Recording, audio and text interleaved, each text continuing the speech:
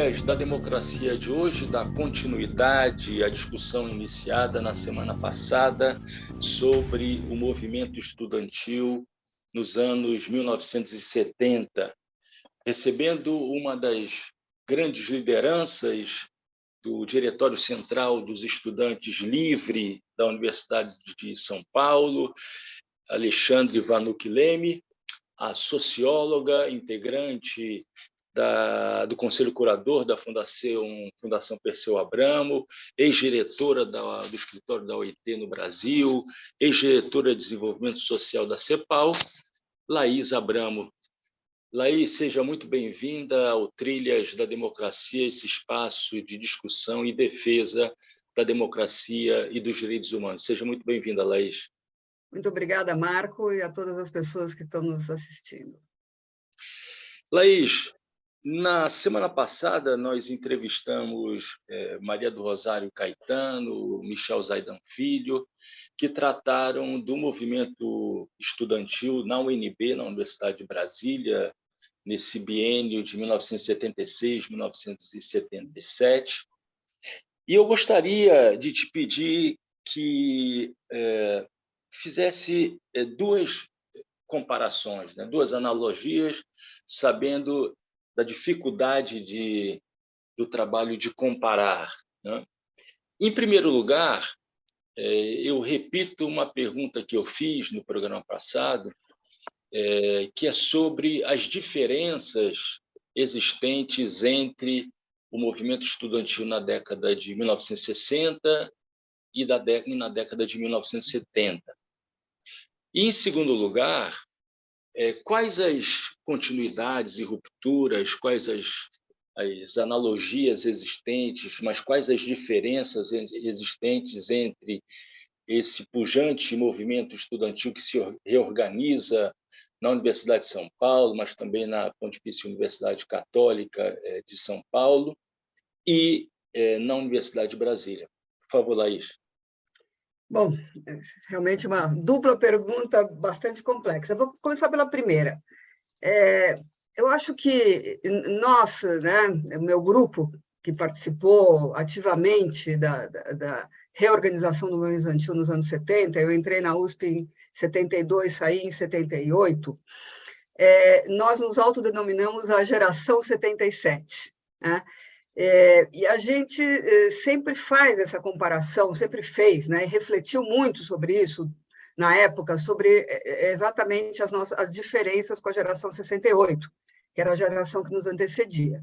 E tínhamos uma ideia, que, aliás, é muito interessante, eu estive também no lançamento, estou morando em Brasília agora, do livro da UNB, e vi que havia uma ideia muito parecida, de que a sensação de que, de alguma maneira, na história do movimento estudantil e na história das lutas democráticas do país, a geração 77 ficou meio obscurecida pela geração 68, que aparece como uma geração muito mais heróica, né?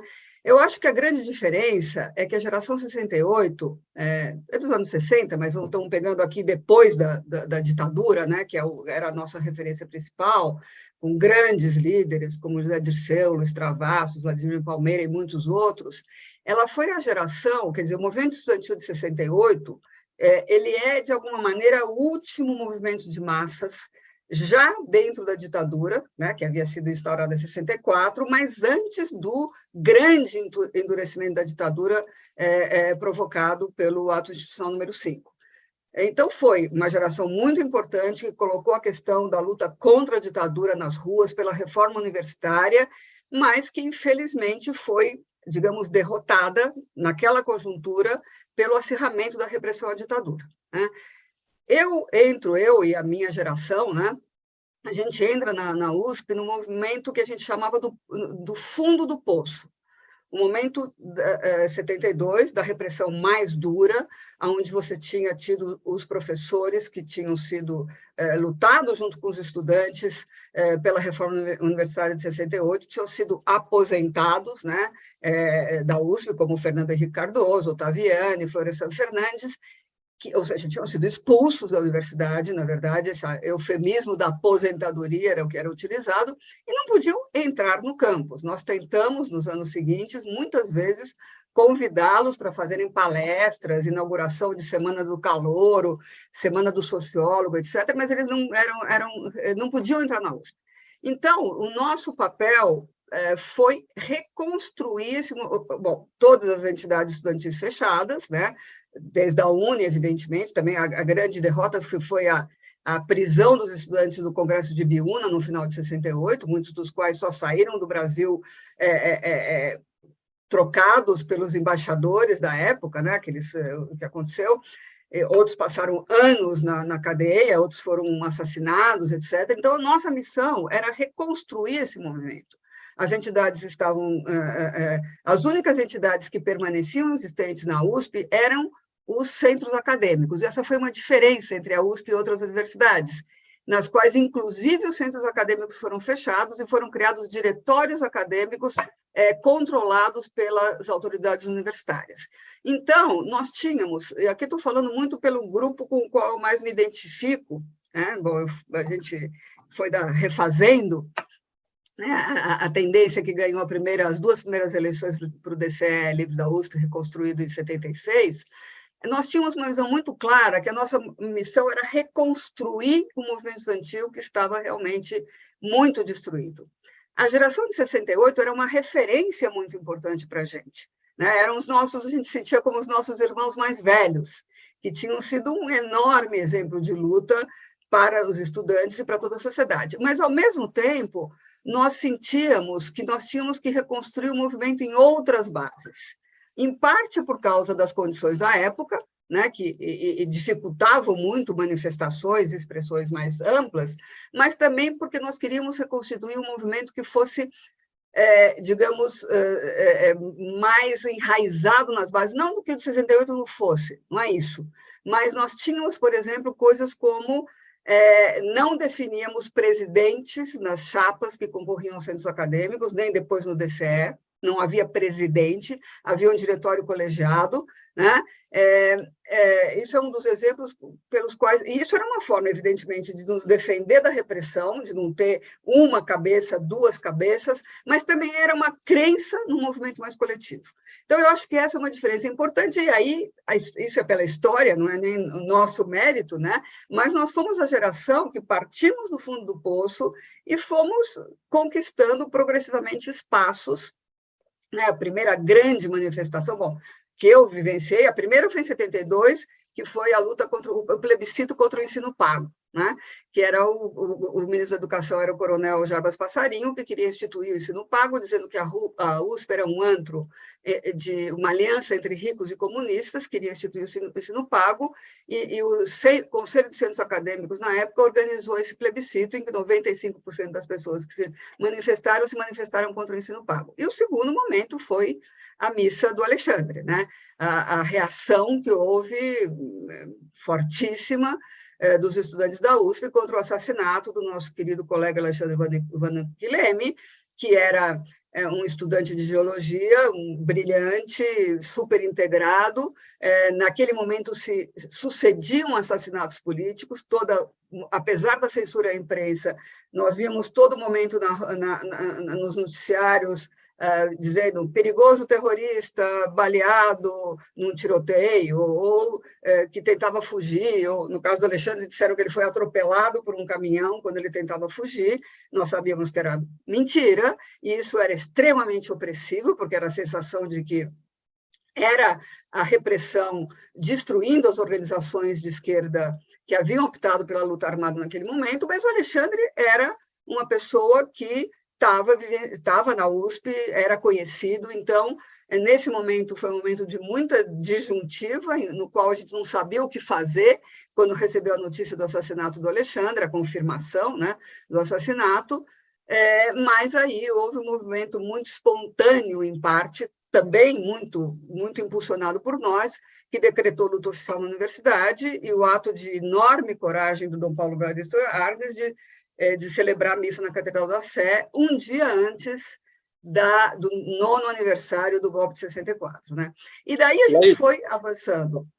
Laís, nós voltaremos a falar do assassinato, né, sob tortura do Alexandre Vanucchi, do Vlado Herzog também, mas eu gostaria de te perguntar se não teria havido, na verdade, a construção de um senso comum, né? Um senso comum até com a contribuição da academia, da universidade, em torno da ideia de que os anos 60 foram os anos do movimento estudantil e toda a romantização em torno da passeata dos 100 mil, por um lado, e, por outro lado, os anos 70 como os anos de ressurgimento do movimento operário, com as greves do ABC, quando, na verdade, em 68 ocorreram duas grandes greves em Osasco e Contagem, e, da mesma maneira, nos anos 70 ocorreu toda essa mobilização que você descreve aí em várias universidades do Brasil do movimento estudantil. Não te parece ter havido uma espécie de cristalização das décadas e associação a um movimento e a outro? Concordo totalmente com o que você falou. Da mesma maneira que a passeata do 100 mil foi, digamos, esse momento de auge da resistência à ditadura antes do AI-5, as greves de Osasco e Contagem também marcaram, né, são importantíssimas. E na década de 70, é verdade, no final da década, quando eclode o movimento, as greves de 78 em São Bernardo, e no ciclo grevista de 78 a 80, é o momento em que o movimento operário volta à cena pública depois também de 10 anos de ausência, justamente porque as greves de Osasco e Contagem foram em 68.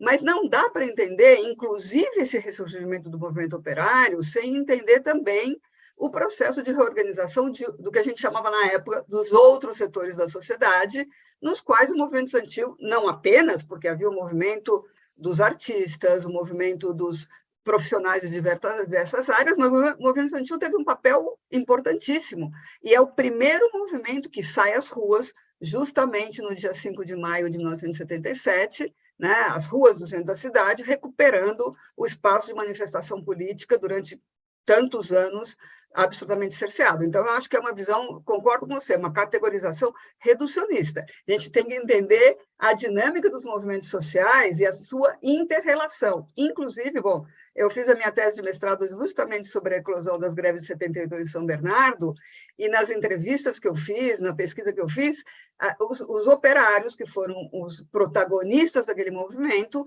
me falavam de como o movimento estudantil, o clima criado pelas manifestações estudantis, chegavam até as fábricas e ajudavam, inclusive, a impulsionar o movimento de resistência dos trabalhadores. Então, eu acho que a gente tem que ter uma visão muito mais integrada, entendendo o papel desses diversos setores da sociedade nesse processo de reorganização e de luta contra a ditadura. Laís, esse programa está sendo gravado na manhã do dia 11 de agosto. Nesse momento ocorre a manifestação em defesa do Estado de Direito Democrático no Largo de São Francisco. Aqui no Recife, o ato acontecerá na parte da tarde, às 15 horas, em frente ao Ginásio Pernambucano. E eu gostaria exatamente de tratar de cartas, das cartas de 11 de agosto, de 8 de agosto de 1977, a famosa carta lida nas Arcádias da Faculdade de Direito pelo jurista Gofredo da Silva Teles, mas também de uma outra carta, né, que, da mesma maneira que o movimento estudantil de 77, acabou não tendo a devida relevância ou não tendo a devida recuperação histórica, né? Que foi a carta que vocês elaboraram e distribuíram no ato de 5 de maio de 1977. Nesse momento estão passando imagens daquele momento, né? Que foi, né, a primeira passeata, né, depois, a grande passeata, a grande mobilização depois de 68, né? E que em que vocês leram, elaboraram e leram e distribuíram a carta Hoje Consente Quem Cala. Não é? Isso 3 meses antes da carta, da famosa carta de 8 de agosto, lida por Goffredo Teles. Eu gostaria, Laís, de fazer a leitura da conclamação que vocês fizeram, né, o desfecho da carta, né, conclamação, a defesa de 4 bandeiras. 1. Fim às torturas, prisões e perseguições políticas. 2. Libertação imediata dos companheiros presos. 3. Anistia ampla e restrita a todos os presos banidos e exilados políticos. E 4. Pelas liberdades democráticas. Eu gostaria de te perguntar, Laís, como se deu a construção, a elaboração dessa carta, o consenso, né? O movimento estudantil vive de correntes, né? E como é que foi construído um consenso entre essas correntes na elaboração dessa carta? E te pediria também para dizer qual a relação vocês tiveram, como é que vocês se relacionaram com a carta lida em 8 de agosto pelo Goffredo Teles. De alguma maneira, vocês foram chamados também a participar da elaboração? Como vocês se relacionaram, enfim, com a carta de agosto de 1977? Por favor, Laís. Bom, Marco, olha, é um privilégio, né? A gente está podendo falar disso neste dia, justamente, que eu acho que vai ser outro dia que vai ficar marcado na história da luta pela democracia e a defesa do Estado de Direito no Brasil. Bom, primeiro, só uma pequena anotação.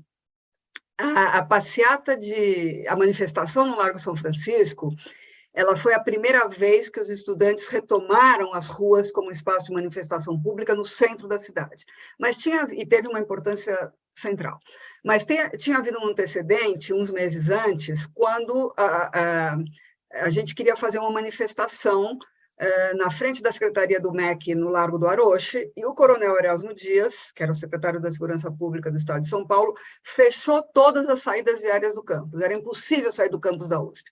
Então, frente a isso, o que a gente fazia sempre na época, a ditadura impedia, a gente tentava encontrar uma maneira de superar esse impedimento. E saímos e fomos até o Largo de Pinheiros, né? E também tinham havido antes outras grandes manifestações, como a missa em protesto à morte do Alexandre, Vanuc Leme, do Vlado Herzog, mas isso no ambiente da igreja, que era um ambiente mais protegido, porque a gente não havia condições políticas para sair às ruas. Então, efetivamente, o ato público no Largo São Francisco e a passeata no centro da cidade, no dia 5 de maio de 77, foi um marco fundamental. Como foi elaborada a carta e como que a gente chegou a essas palavras de ordem? Eu acho que isso mostra também essa dinâmica bastante democrática do movimento estudantil da época. Ele era, como você diz, nós que nos considerávamos, né, éramos as lideranças dos movimentos estudantil no momento, a gente se organizava em diversas tendências, havia muito debate político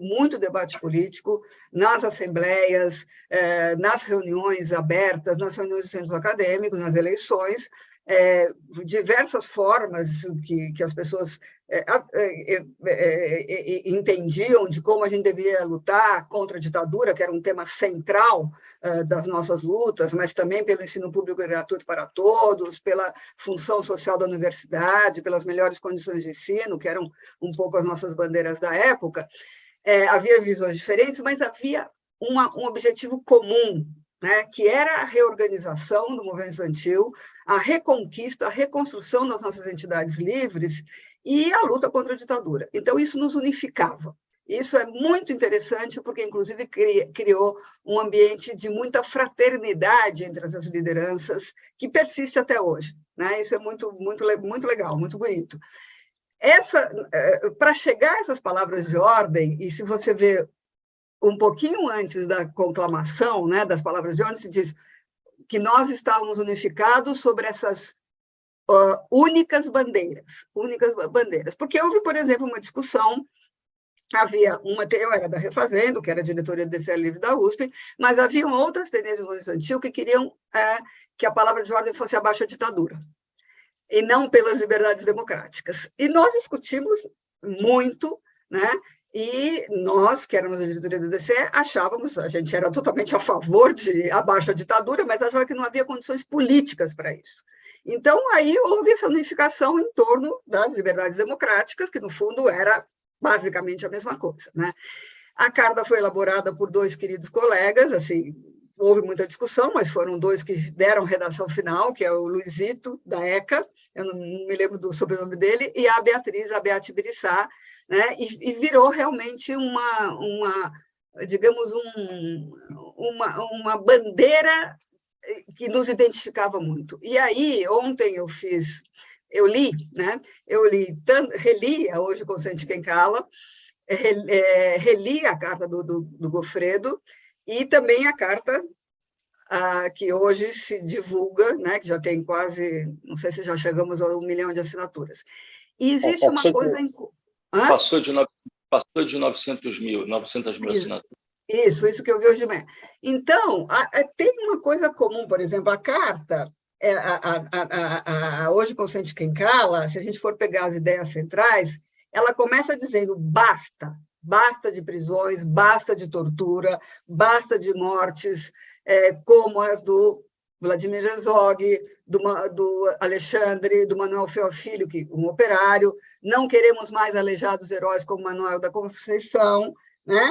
E diz, hoje não suportamos mais as correntes, queremos falar contra os que nos oprimem, né?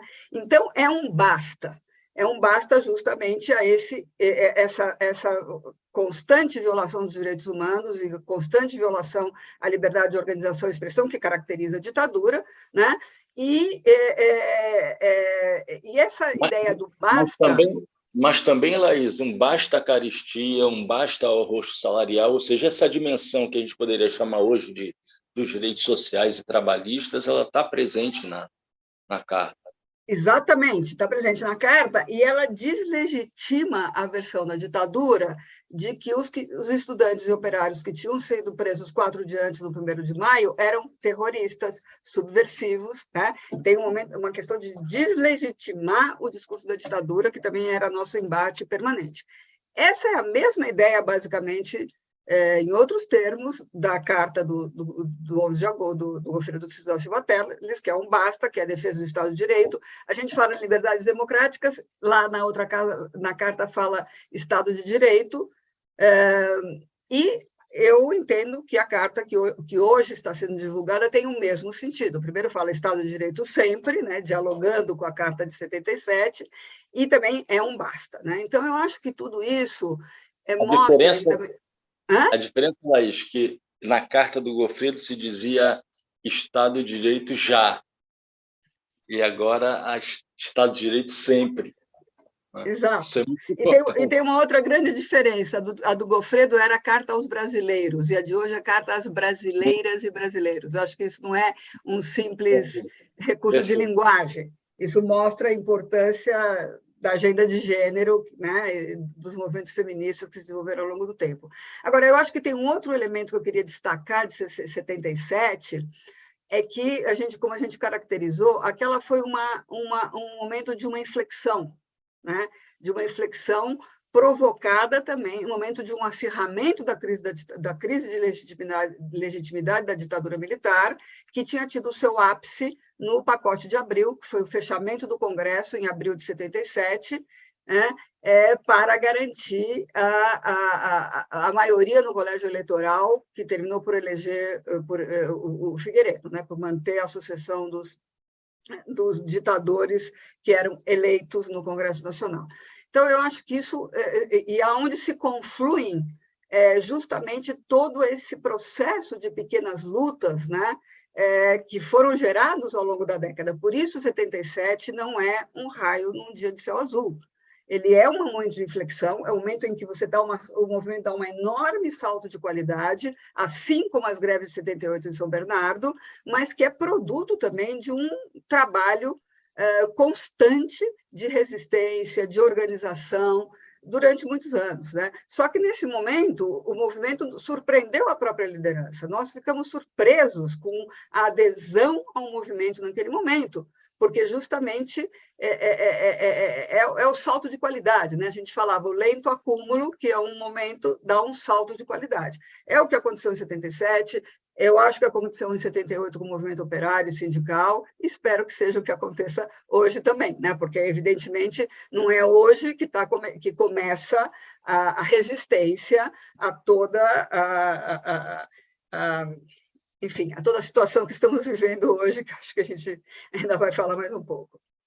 Laís, muito rapidamente, na Folha de São Paulo de hoje, 11 de agosto, né, quando esse programa está sendo gravado, há uma entrevista com José Carlos Dias, em que ele relata como surgiu a ideia, né, da carta lida por Gofredo em 8 de agosto, a escolha do nome do Gofredo para fazer a leitura. Né?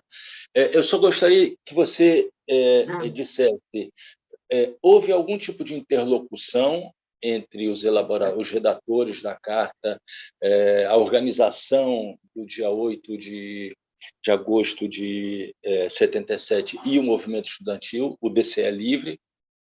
Olha, aí talvez minha memória me falhe nesse momento, mas que eu me lembre, não houve uma interlocução direta. Nós, como DCE, não participamos da elaboração da carta, mas eu teria que verificar com os outros colegas se foi isso mesmo. Mas o pessoal do Centro 11 de Agosto, que era um centro acadêmico muito importante, certamente teve alguma interlocução, não necessariamente na elaboração da carta. Agora, independentemente disso, você fez a pergunta, não tinha respondido, isso, para nós, foi algo muito importante. Porque havia muita relação do movimento estudantil com o que a gente chamava os outros setores da sociedade. E o 11 de agosto era muito importante, porque aí estavam também os advogados que defendiam os presos políticos, que defendiam os estudantes quando eles eram presos. Né? Nós tínhamos a aliança com os advogados, com os jornalistas, porque no momento de alta censura era muito importante conversar com jornalistas para ver se a gente conseguia ter mais informação, né, sobre os movimentos da repressão, sobre as lutas internas. Então, já havia nesse momento, principalmente depois da Missa do Vlado, em que foi um grande encontro desses setores da sociedade que estavam lutando contra a ditadura, havia muita identidade. Claro que eram dinâmicas distintas, né? Mas, evidentemente, essa leitura da carta pelo professor Gofredo da Silva Teles foi um marco em que nós consideramos muito importante nesse momento de acúmulo em que o movimento estudantil, de alguma maneira, abriu essas portas, mas ele não estava sozinho nessa luta. Né? E cada vez mais foram se integrando esses setores. Laís, eu queria agora falar sobre a repressão. Né? E o episódio que entrou tristemente para a história de 22 de setembro de 1977, que foi a invasão do campus da PUC de São Paulo por forças policiais chefiadas diretamente pelo coronel Erasmo Dias. Né? Nesse momento passam imagens daquele fatídico dia, né? E também do fichário do DOPS, né? Com a relação de presos com as suas fotos, né? Divididas por departamentos, divididas por áreas. Né? E a pergunta inicial, Laís, é se vocês tinham a noção de que a repressão poderia agir da maneira como agiu. Né? Quer dizer,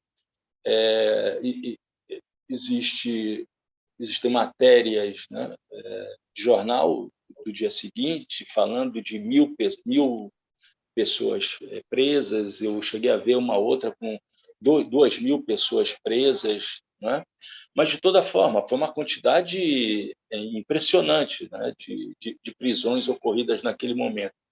Então, a minha questão é, depois dos atos que você já citou nesse nosso diálogo, os atos acontecidos na Praça da Sé, né, nas missas realizadas em memória do Alexandre Vanucci, do Vlado Herzog, depois disso, da passeata de 5 de maio de 77.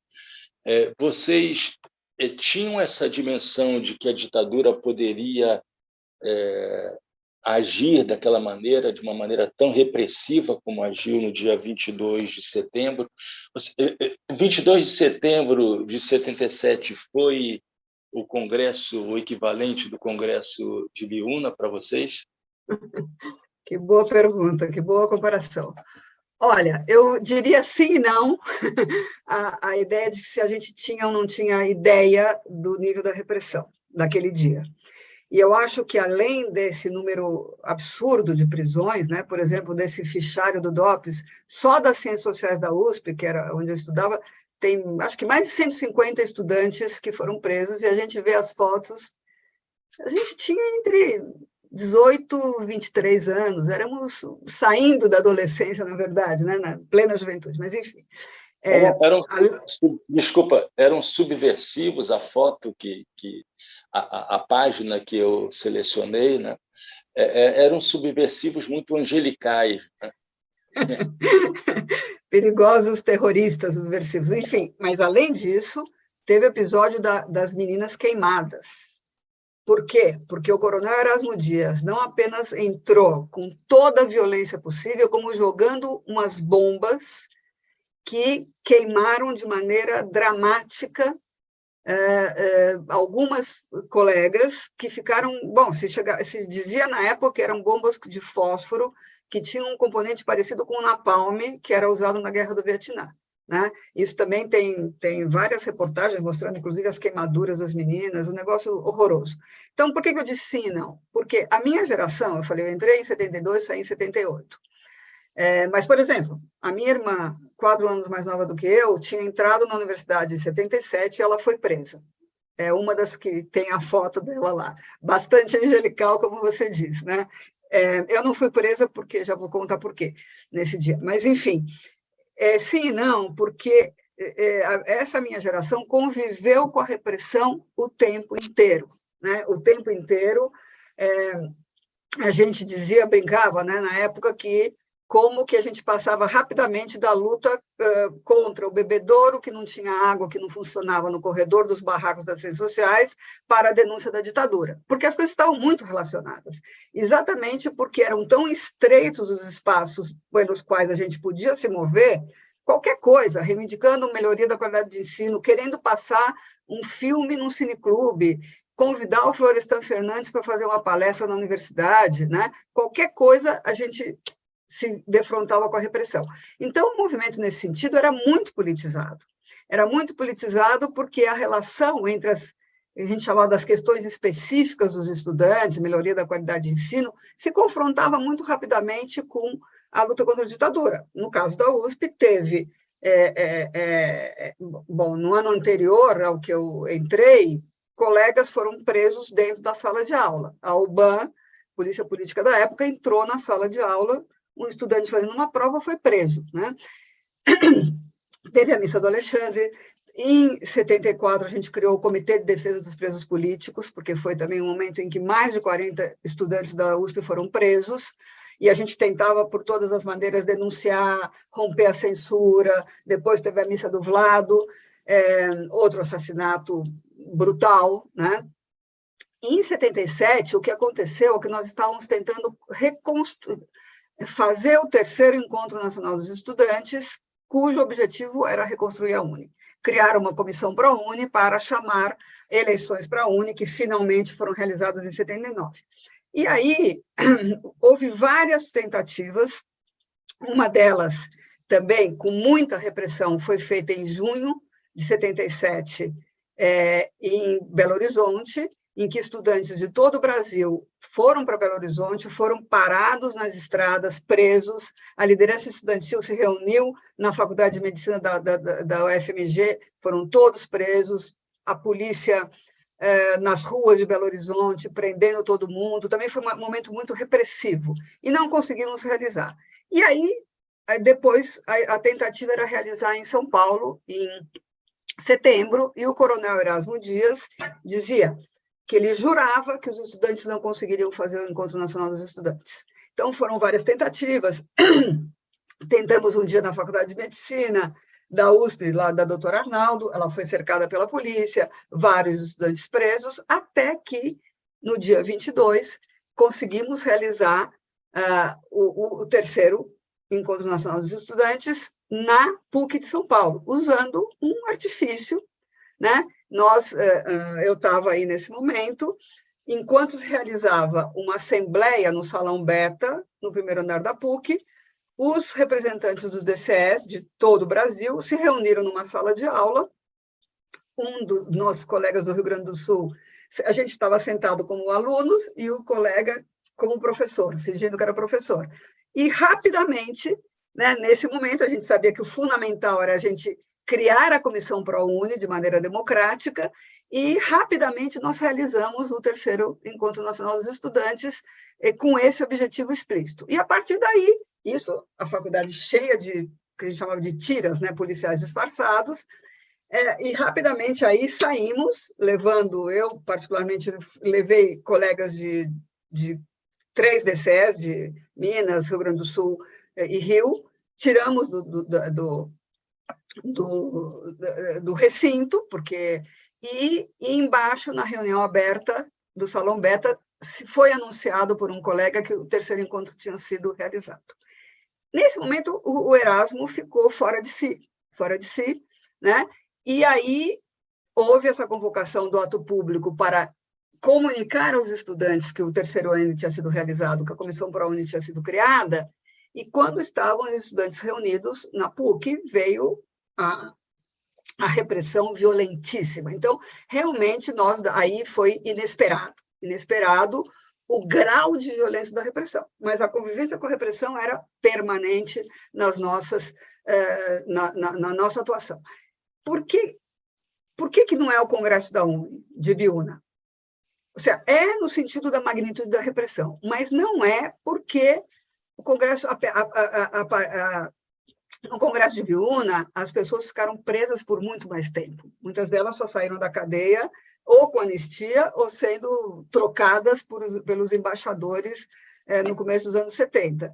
E, na verdade, aí você não o movimento estudantil não se retrai a partir daí, pelo contrário, ele continua se organizando, as uniões estaduais dos estudantes, a UNE, etc., mas cada vez mais integrado com outras lutas, como a luta pela anistia, né? Também em 77 teve a SBPC de 77 na PUC, né? Em julho, porque tinha sido proibida de ser realizada em Fortaleza, acho que era que estava marcado, e a PUC de São Paulo, a reitora, Nadir, que era excelente, uma reitora muito combativa também. Então, eu não diria que o Congresso de Biúna, nesse sentido, pela magnitude da repressão, você poderia fazer essa analogia, mas não no sentido de que o Congresso de Biúna, a repressão ao Congresso de Biúna significou, aí sim, uma retração, mas isso era as vésperas do AI-5, né?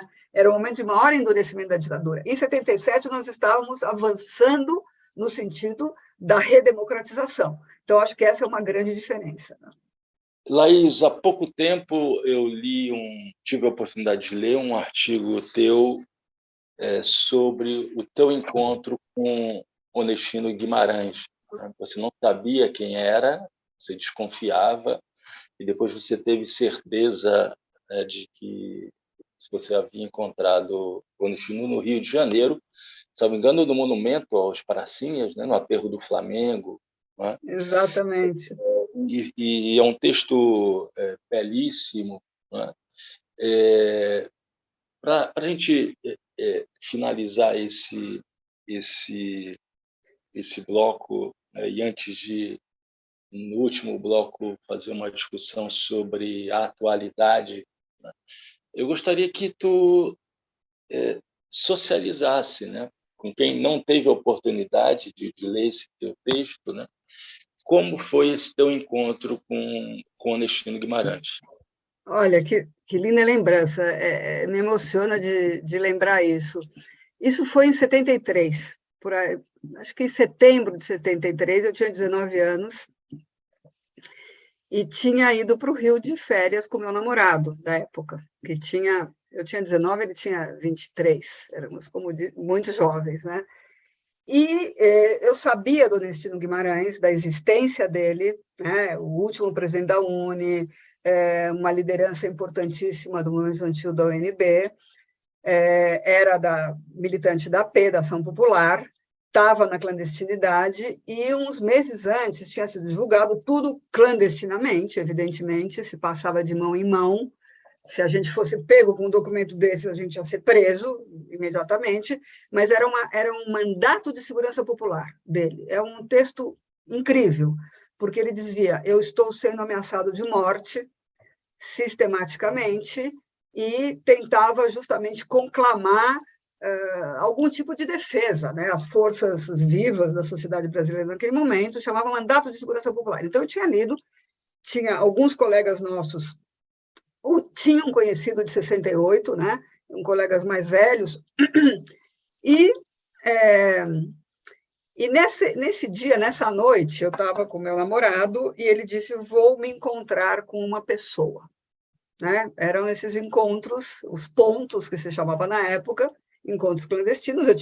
Eu sabia que era uma questão, um colega que estava uma pessoa que estava na clandestinidade.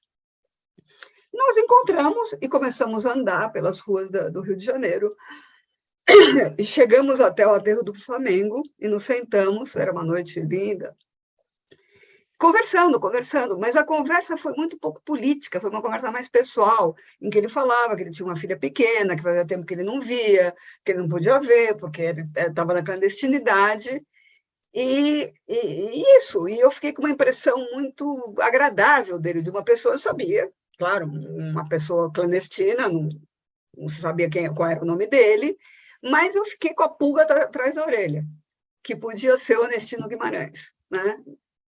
Também não perguntei, porque a gente não perguntava essas coisas na época, quanto menos soubesse, melhor. E um mês depois, que foi a grande repressão à Ação Popular, onde foram desaparecidos, né?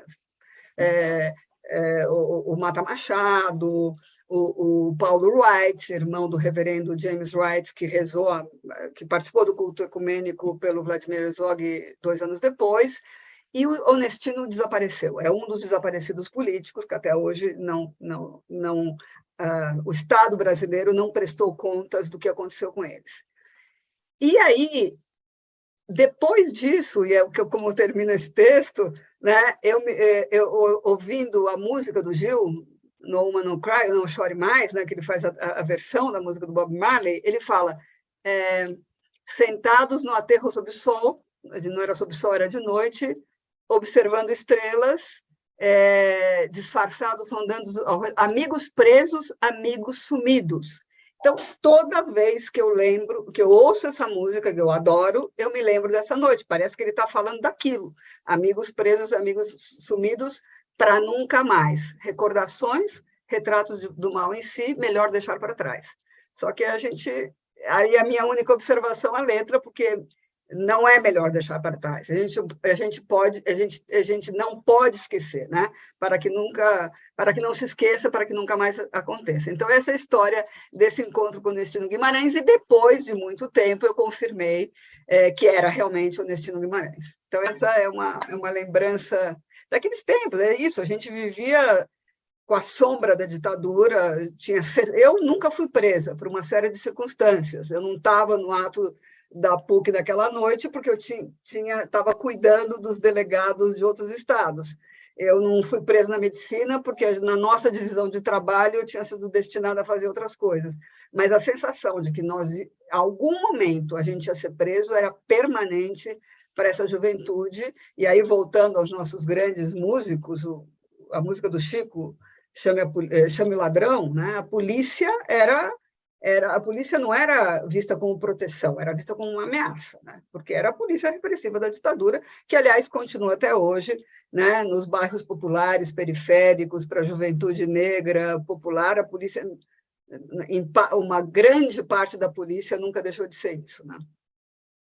Laís, eu queria encerrar esse nosso rico diálogo, né? Essa rememoração que é necessária ser feita, como você acaba de dizer, a gente não pode esquecer desses momentos e levar aos estudantes, né, à sociedade em geral, esse pedaço triste da nossa história. Eu gostaria de encerrar esse nosso diálogo perguntando a você qual a sensação política, né, mas também a sensação existencial, né, de ter participado de uma conjuntura de luta pela liberdade, pela democracia na sua juventude, e agora, na sua maturidade, ter que voltar a lutar pelos mesmos valores que se imaginava terem sido conquistados, com todas as nossas mazelas sociais, com todas as nossas limitações, mas voltar a ter que lutar pelas liberdades civis, coletivas, pela democracia política, a fim de que não sejam retiradas pelo atual presidente da República e seus seguidores. Olha, essa é uma excelente questão.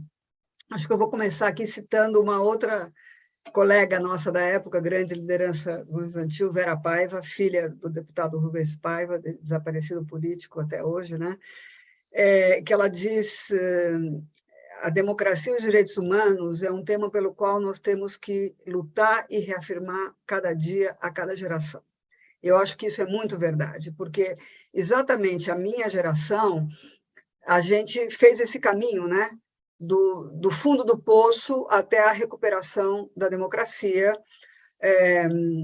com o movimento das diretas já, movimento pela Constituinte, tudo isso, no final, não foi direta já em 84, mas a gente recuperou as eleições. Eu votei pela primeira vez para presidente aos 34 anos de idade, né, porque foi só quando se pôde votar em 89. Nós tivemos uma Assembleia, não tivemos uma Assembleia Legislativa, uma Assembleia Constituinte como nós queríamos, soberana e exclusiva, mas tivemos, e uma Constituinte da qual saiu uma Constituição que é uma referência em termos de ampliação dos direitos sociais, direitos democráticos, etc.